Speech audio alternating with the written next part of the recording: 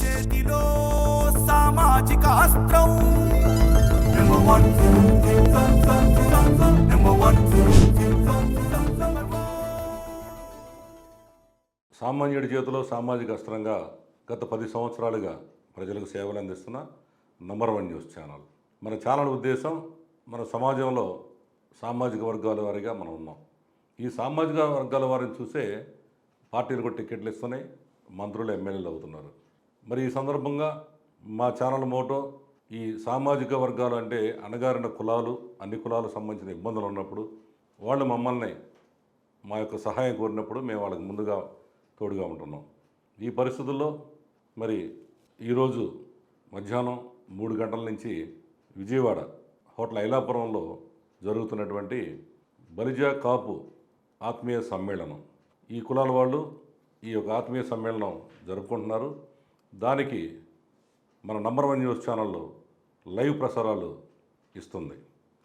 So ఈరోజు మధ్యాహ్నం 3 గంటల నుంచి నంబర్ 1 న్యూస్లో ఈ లైవ్ ప్రసారాలని అందరూ కూడా తిలకరిస్తారని, అలాగే ఈ కార్యక్రమంపై మీ యొక్క కామెంట్ల రూపంలో మాకు పంపించినట్టయితే మీ యొక్క కామెంట్లు కూడా ఆ యొక్క మీటింగ్లో చదువుతాం అన్నమాట మేము. ఎందుకంటే సామాన్యులు అనేక మంది అందరూ రేపు ఈ మీటింగ్ రాలేదు కాబట్టి ఈ రాష్ట్రంలో బలిజలపై జరుగుతున్న దాడుల మీద, భవిష్యత్తు కార్యాచరణ మీద ముఖ్య కాపు నాయకులందరూ రాష్ట్ర వ్యాప్తంగా 13 జిల్లాల నుంచి అన్ని పార్టీల వాళ్ళు, అంటే ఎన్ని పార్టీలు ఉన్నాయో అన్ని పార్టీల వాళ్ళు ఇక్కడ ముఖ్య కాపు నాయకులు హాజరవుతున్నారు.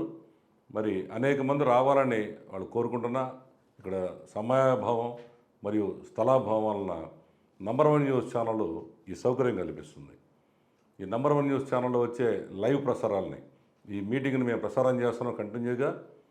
ఇది ఎక్కడ దాపరికం లేదు. కొంతమంది మేము ఉన్నట్టు చెప్తా ఉంటే సమస్యల మీద మాకేదో పార్టీ ముద్ర వేస్తున్నారు. అలాంటిది ఏమీ లేకుండా అక్కడ పార్టీ పరంగా జరుగుతుందా లేదంటే వ్యక్తిగతంగా ఏమైనా జరుగుతుందా మీరు డైరెక్ట్గా చూడొచ్చు. చూసి మీ యొక్క అభిప్రాయాలు మాకు చెప్పండి. అపోహపడద్దు. కొంతమంది ఏంటంటే నంబర్ 1 న్యూస్ ఛానల్ మీద మళ్ళీ బురద చల్లడం కోసం ఆల్రెడీ ప్రయత్నిస్తున్నారు.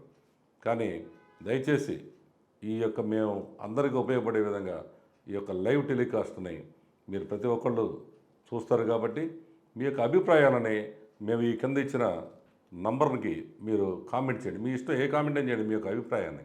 అక్కడ నాయకులు ఎవరెవరు ఏం మాట్లాడుతున్నారు, వాళ్ళు నిజంగా పార్టీ ముసుగులో మాట్లాడుతున్నారా, లేదు వ్యక్తిగతంగా మాట్లాడుతున్నారా, వర్గాలుగా మాట్లాడుతున్నారా, మీ అభిప్రాయాన్ని నిష్పక్షపాతంగా మాకు తెలియపరిస్తే వాటిని మేము ఆ మీటింగ్ మధ్యలో కూడా చదివి వినిపిస్తామని మీ అందరికీ తెలియజేసుకుంటున్నాం.